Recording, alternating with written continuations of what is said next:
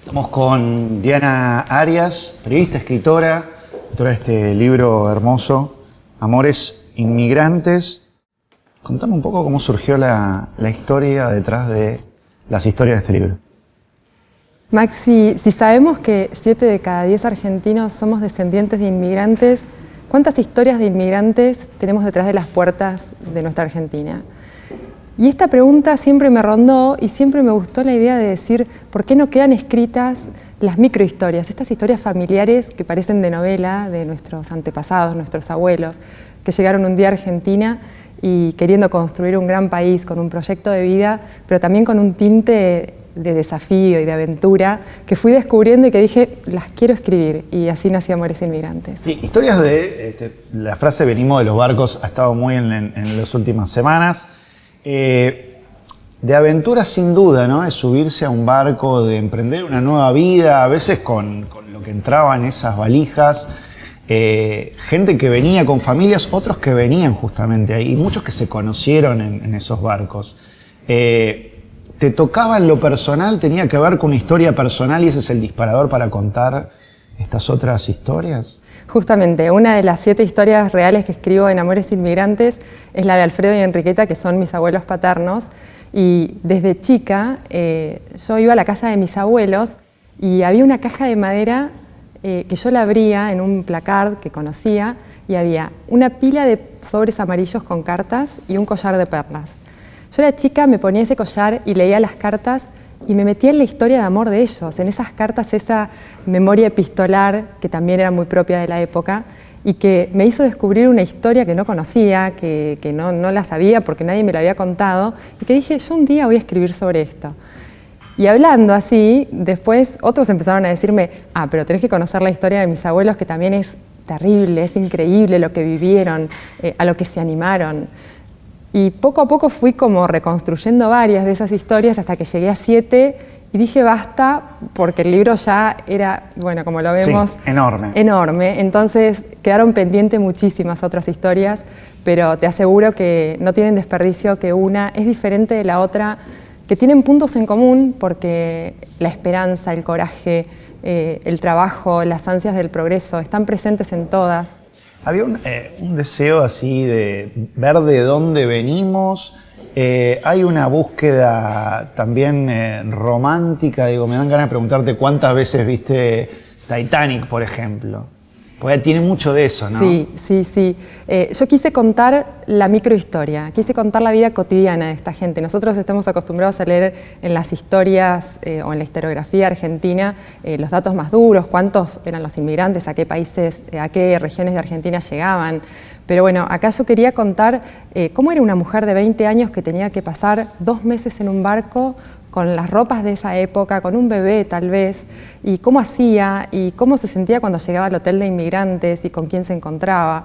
Y fui descubriendo, sin quererlo casi, la figura protagonista de la mujer en estas historias.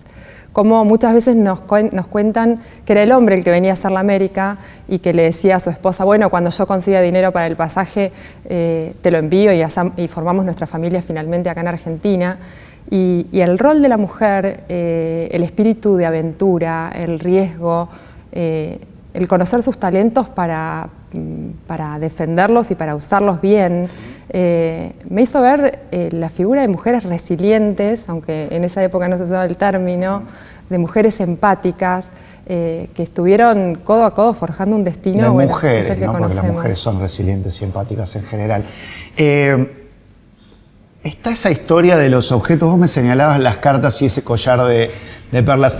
Esos objetos que eran pocos y contados, porque hoy por ahí tenemos muchos más, tenían toda una simbología, tenían una historia detrás.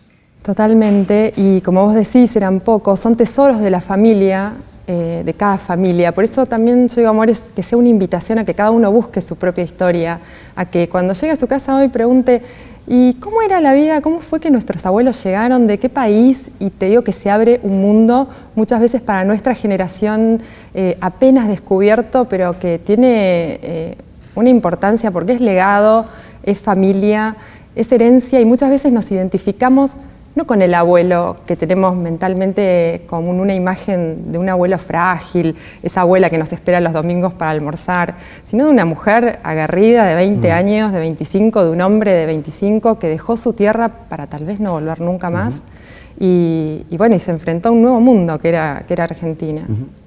La dedicatoria del libro es a tu familia, a tus hijos. ¿Crees que en parte esto es hacia atrás pero también hacia adelante, que es como tu legado, el libro, digo, en función de su éxito, pero también es un libro perdurable, digo, es un libro, y además con muchísimas fotografías que me imagino que han sido, digo, lindas de curar también, ¿no? Digo, me encantaría mostrarlo porque tengo mis machetes ahí también. Esa es la historia de Nelly, una dinamarquesa que se vino divorciada en 1917 con una bebé y que llegó hasta el Chaltén. Vos pensás, el Chaltén, el Monte Fitzroy, el Chaltén no existía en ese momento, si es difícil llegar ahora en 1917 y ella dejó su vida, dejó un momento de la sociedad que no le abría las puertas porque estaba divorciada y se vino a trabajar de institutriz.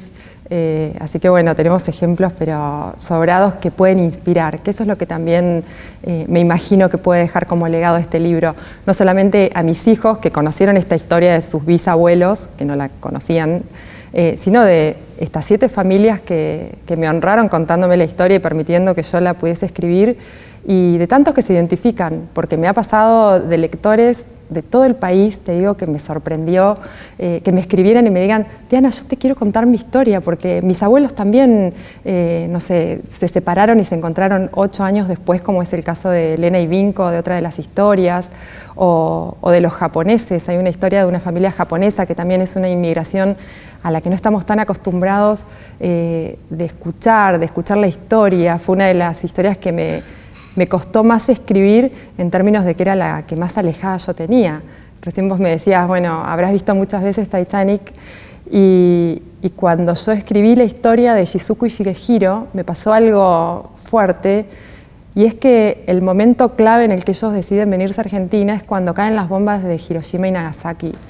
Y yo la versión que tenía, la verdad es que era muy occidental, era la de Pearl Harbor, la película, y ahora estaba viviéndola en la piel de Shizuko, de una joven de 20 años que estaba viviendo en ese momento en Harbin, en China, que era el gran imperio del sol naciente, donde Japón había anexado sus territorios previo a la Segunda Guerra, y cuando ocurre la rendición y tienen que huir de ahí, bueno, es una tragedia que la viví desde el otro lugar, así que fue también para mí un gran aprendizaje poder abrir mi corazón y mi mente a entender ese punto de vista. Sin duda le has puesto muy corazón. ¿Qué te llevaste vos del libro? Además de verte reflejada seguramente o de sentirte en un momento también transportada, eso me parece que hay una búsqueda ahí, ¿no? Sí, bueno, terminé de escribirlo en plena pandemia y a pesar del aislamiento te digo que yo viví en estos países. Ayer justamente me reuní con el director del Jardín Japonés y me decía, Diana, no puedo creer todo lo que sabes de Japón.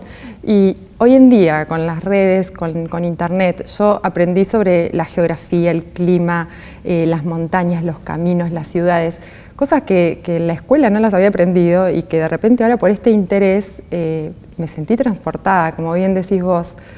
Y me nació como un gran proyecto, una idea muy profunda, que yo digo, yo quiero contar el mundo con historias de amor.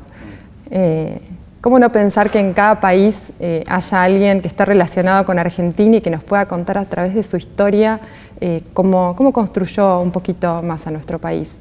Así que bueno, es como algo que nació a partir de Amores Inmigrantes y que tiene mucho futuro. ¿Por qué te gustaría brindar? Quiero brindar por el amor. Y cuando digo el amor, no es el amor romántico idealista, el amor es muy grande. Cuando dicen que el amor mueve montañas, el amor es esto que está pasando, o sea, es que yo pueda contar algo que me apasiona, que a vos te brillen los ojos cuando yo te lo cuento. Que pueda pensar que a partir de que el otro sea mejor, uno también va a ser mejor. Entonces de eso se trata el amor, de querer el bien y construirlo en base a valores. Sí, y es muy tangible, ¿no? Implica cruzar el océano, después es una especie de camino hacia el oeste el que vos contabas, ¿no? Digo, cruzar después todo el Nosotros por suerte acá somos más finitos que allá arriba, pero digo, de todas maneras deben ser varios días en algún medio de locomoción de esa época, carreta, no sé, que cruzaban. En ese momento, digo, es una epopeya, ¿no? Y bueno, el libro tiene mucho de épico, ¿no? En su manera de, hasta en su porte. Sí, es, como te decía un poco, la memoria epistolar, las cartas, si tienen cartas en sus hogares de los abuelos, ay, por Dios, cuídenlas, porque es un gran tesoro tener de puño y letra lo que estaba sintiendo esa persona hace 100 años, tal vez. Y eso es lo que más luz les va a dar también a conocer la historia real, porque nos pasó muchas veces que las versiones encontradas de los bisnietos o de los nietos, cuando íbamos reconstruyendo la historia, llegábamos a un punto y de pronto aparecía alguien con una carta y decía, pero miren, encontré una carta de Nelly, por ejemplo, y poder leerla era como estar cerca de ella otra vez, ¿no? Entonces, las cartas tienen esa intimidad del puño y letra que no se reemplaza.